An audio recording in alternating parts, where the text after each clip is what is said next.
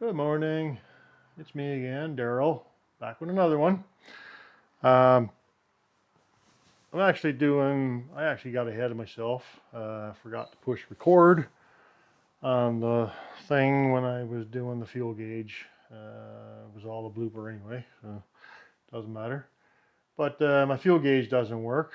There's a full tank of fuel in there, but it's showing empty.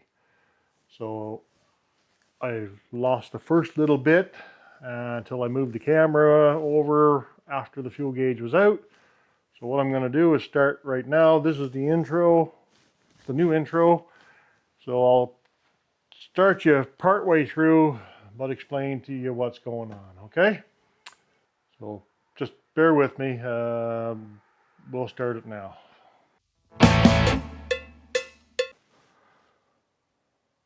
So I got a little bit ahead of myself and didn't show you how to take this thing out.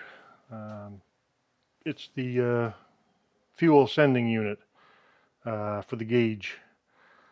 The old fella said that she's got a full tank of fuel, but this thing is not working. It's showing empty.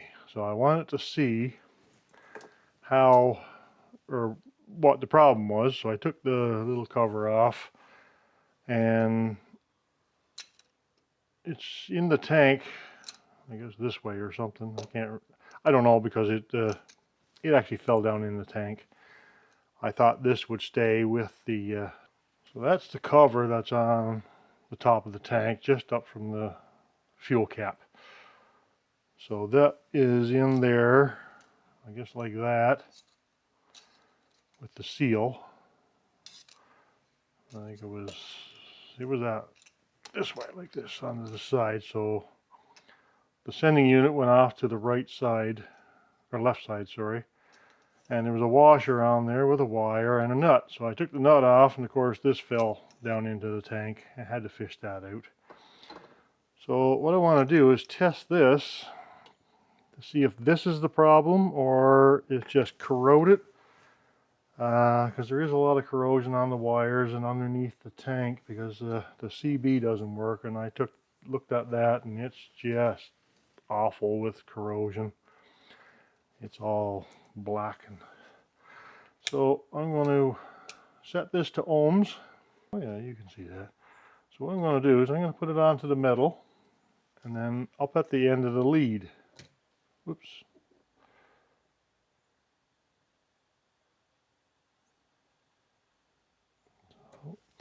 And then what I'll do is I'll move the needle, or the float, a little bit, and see if the, yeah, so it changes.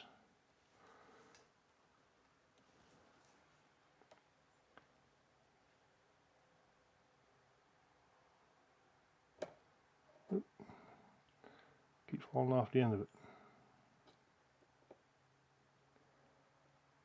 I'm getting a good count there. So she's overload there, so she's a short. Oh, no, there you go. It's me that's doing this, not the thing, because I can't get my finger. So the more the thing goes up, the higher the value. So I know this is working. So it's either the gauge or the wiring. So what I'm going to do is bring you over. We're going to clean up the contacts and put this back in. So we're going to get the two contacts, the negative and the positive, and we're going to clean these up.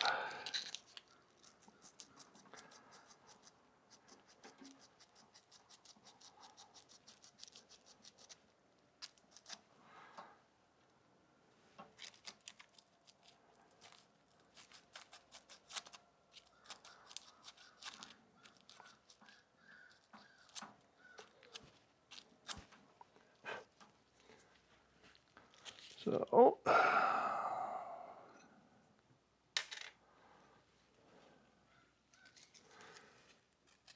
get in here, clean up around the contact here. Just giving it a little wipe, see if I can get on that.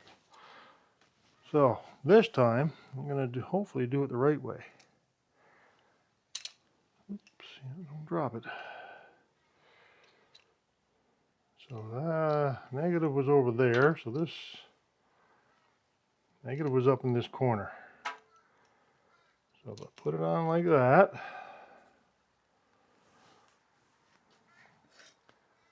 then went this washer,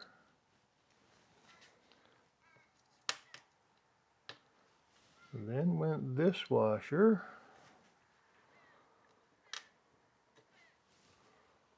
a little star washer, and then the nut. Oops.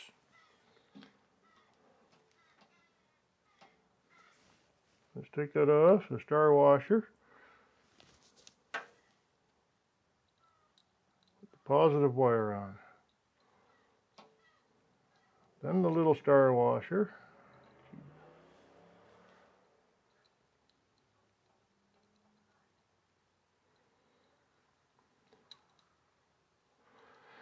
Then the star washer, and then the nut. Okay.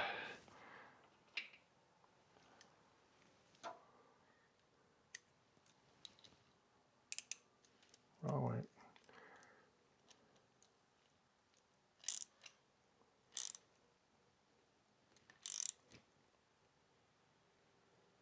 That'll tighten. Now, I'm going to get this down into the tank. It came out of there, it should go back, right?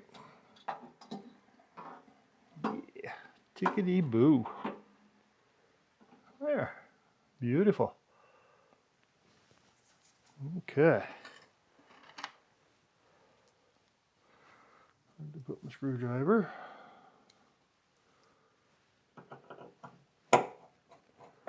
Probably wouldn't have hurt if I changed the gasket on that thing.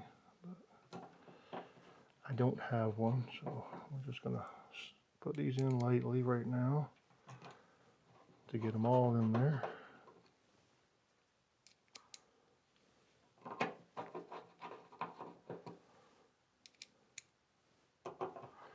Never like to tighten anything up until it's in there. So what I'm going to do now, I'm going to put the cap back on because wow, that is strong, that gas. 1,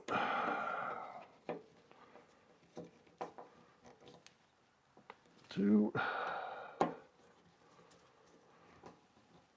3. I don't know why I keep doing that, counting. 4 and 5. There we go. Okay. We put the negative wire on, a little washer, and the nut to hold the negative on. Excuse me. Tighten that up. So, doesn't work now. We're going to be tracing wires and maybe even pulling the gauge out. Ha ha ha ha. And I hope you can see that.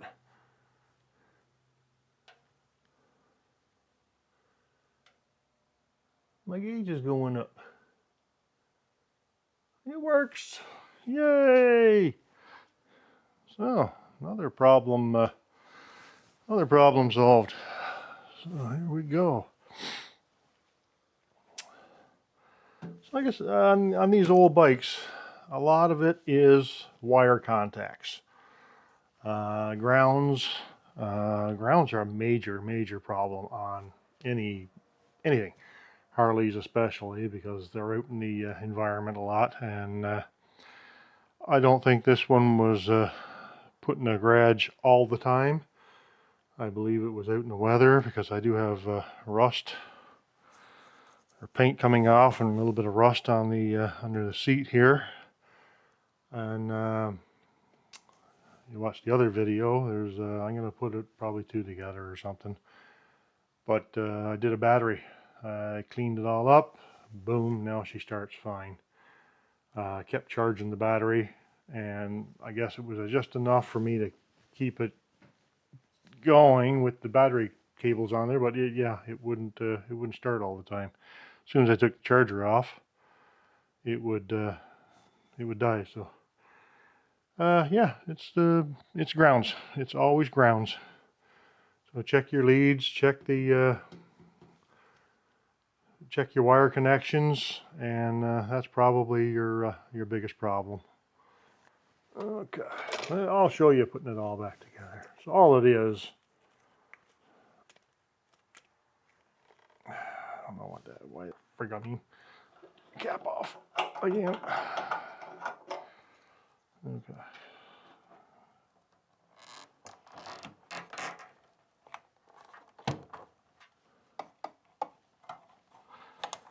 Get that pushed back down in.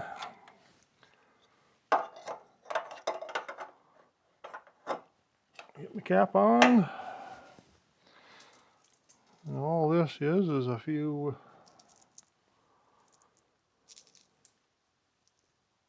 Where'd that one come from? Okay. Nope. Just 2 bolts.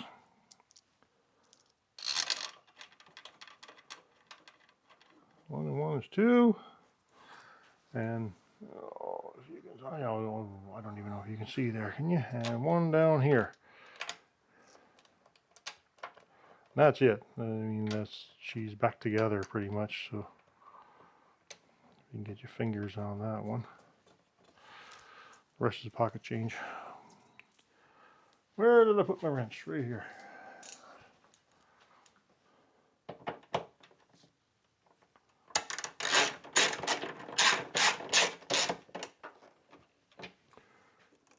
That's it. Hopefully you can see that. I can't see if you can see.